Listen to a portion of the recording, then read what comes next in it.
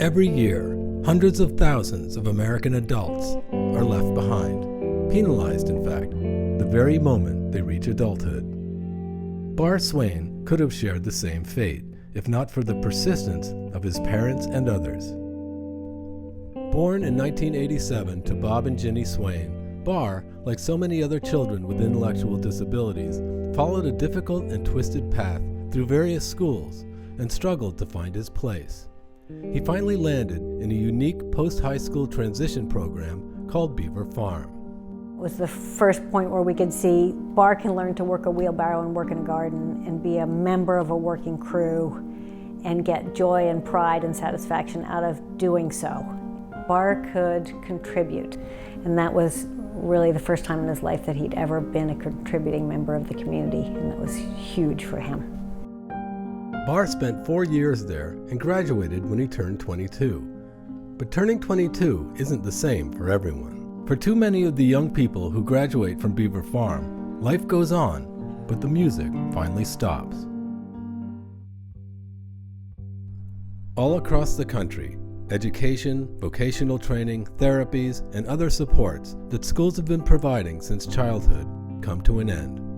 These students have spent years in a community of enrichment and meaningful work, and then they commit the crime of turning 22. If you graduate from our program and you're gone for 4 months and you gained 50 pounds and you don't have a program, I think it's a neglect. I think it's a neglect. They've been looking forward to so much of coming to that age of graduation and moving on to the world. Life should be full of excitement. And then they leave the school system, and for many of them there's nothing out there. They've had therapies and they've had IEPs and all that, and suddenly now you don't need any support. You'll see people that have had severe behavior issues when they first came to the school. They may have been, self-injurious and biting themselves. They've been able to work with those things and become really socially integrated, really caring people. And then they leave and they're with unskilled staff that are paid very poorly, that rotate very quickly in group home settings, and the behaviors come back. The families go through this continual mill of trying to find placement after placement, and the group home's torn apart. I mean, people that you could happily live with and share family life with, and they're kicking holes in the drywall and smashing the TV set. Many of the students that I first worked with years ago are now in their 40s, and I've outlived a significant number of them. Inactivity, bad food choices, heavy medication, diabetes, obesity, all of it unnecessary. The kind of rich community life that is multi-layered and really supportive is not something that we're supposed to provide for adults because it's regarded as being institutional. The notion that you would have people with intellectual disabilities living anywhere near one another is anathema to kind of modern policy and modern academia. But they're not allowed to live together, work together. They're going to receive government funding. And some people need a lot of help and scaffolding. That's something that we're good at, and it's something that is relatively easy to do. But legislation is stopping it from happening, and that's kind of a tragedy.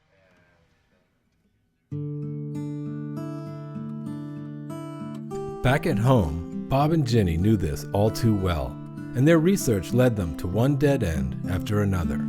In Massachusetts alone, there was a backlog of over 170,000 people who were living at home because there were no options available to them. And it's daunting for all parents. Every parent meeting after about age 15, people see 22 on the horizon and they're so afraid for their child. And you can advocate for some services, but they're very hard to come by. Could you take something like the transition program at Beaver Farm, which is funded by local education authorities, and could that be a prototype for adult living? Because that would be the real thing. I mean, could you do this with adults? The short answer to that question is yes. While Bar was still at Beaver Farm, Bob and Ginny teamed up with other parents and spent years laying the groundwork for what has become High Spirit Community Farm, a work-life pilot program. Where do you think you're gonna go? Go to playground. You wanna go to a playground? That'd be so nice. That is the idea. That is a good idea. How would you do in Florida, though? This one's from Florida. It says, happy birthday to you.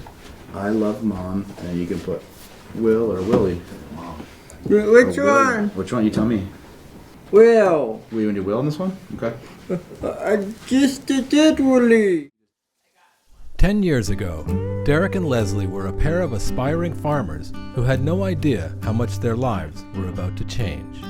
So we really definitely thought that this was just going to be a stepping stone for us.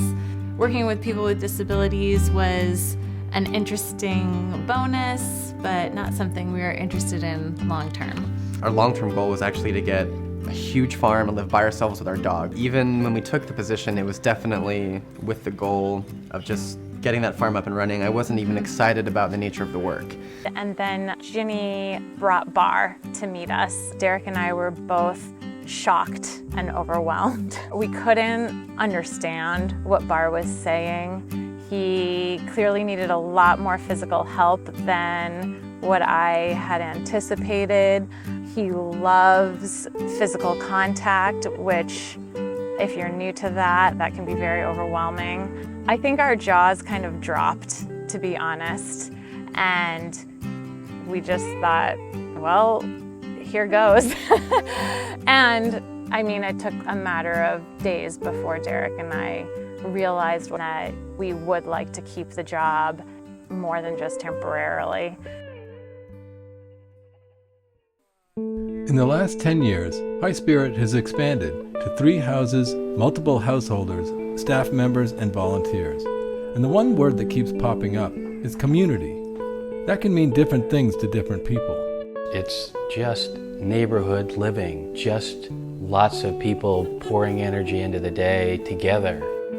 You don't have to be a weirdo to be able to enjoy living here.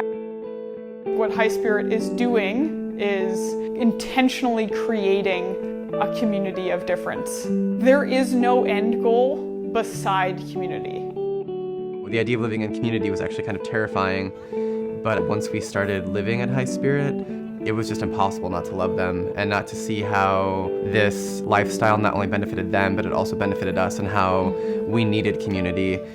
So can you tell me about the tools that you have there in your tool belt? And my tube, my tape measure, I got my this and my... Is that your level? Yeah.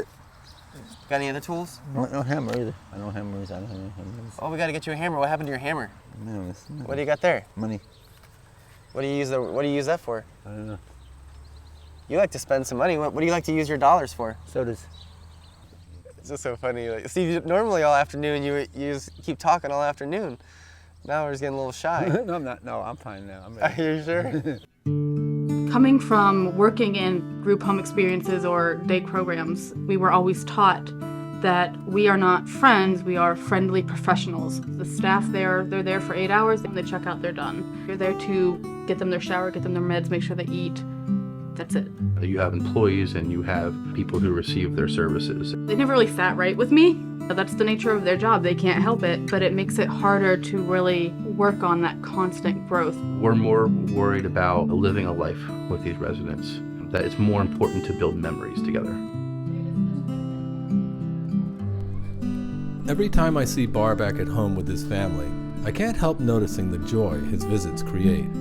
So I have to ask, what's wrong with living at home? It is tempting for people to want to keep their kids at home. But the reality is, we'll get old and our son will have another 40 years to live. So at some point, you're going to have to find a solution anyway.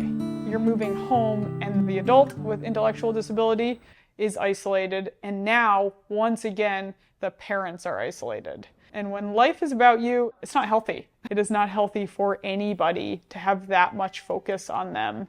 As a kid, I felt this enormous sense of obligation that there was a high potential that I would be taking care of him for the rest of my life. I think about other siblings who have not had an organization like High Spirit to lean on in their lives and how limiting that has been to their freedom all the time. The troubling part of the very large percentage of people with disabilities is that they are confined to their home, but they're just horribly lonely. That leaves me with just one more question. Where do we go from here? Of the people in this country like Bar, a tiny percentage get to live the way Bar lives. A tiny percentage receive the supports that he receives. And we'd like to see that change. We would like to help make those changes. The reason he has this life and the reason he gets these supports is because High Spirit exists. But High Spirit only serves 9 residents. High Spirit has worked closely with the state to bring their community to its full potential and serve as a model for other communities to help fill this ocean of need. I think Massachusetts will be a leader in this area as other states also try and serve the many, many adults who are not being served. As they see how High Spirit has served very complicated people for a number of years now with success. It's not a hard formula. Living in community with people who are good at giving care, good at being friends and opening their hearts. It's a life a lot of people would choose if they knew it existed. If you're truly committed and you're actually going to put the time in, it's the most rewarding thing you'll ever do. You get to build a life with somebody, and that's pretty awesome. That's exactly what I was hoping for out of life, and I didn't realize this is the way that it would come.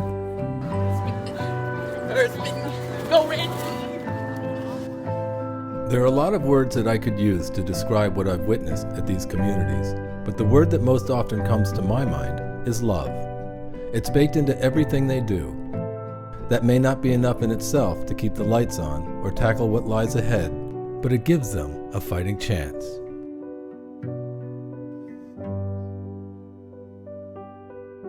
I'm going to tell you what I think Bar is thinking as he goes through the day. I think he's terrified. It's got to be really frustrating to not know what people are saying most of the time. It's got to be really frustrating to know that so many people can do things that I can't do. So I think what we have done at High Spirit is to create a place where it moves at the pace of Bar. When that happens, when I get to live my own life, then all of those things like depression and feeling inadequate, that can fall away. When the people understand me, I'm not terrified. I'm not scared. When I'm able to ask of you something and you can understand what I'm asking, then I don't get angry. And so I'm an entirely different guy in my world of High Spirit because I'm not being told what to do. And I'm not being asked to do things I can't do. And people are listening to me. And I'm happier. I think that's what Bar would say.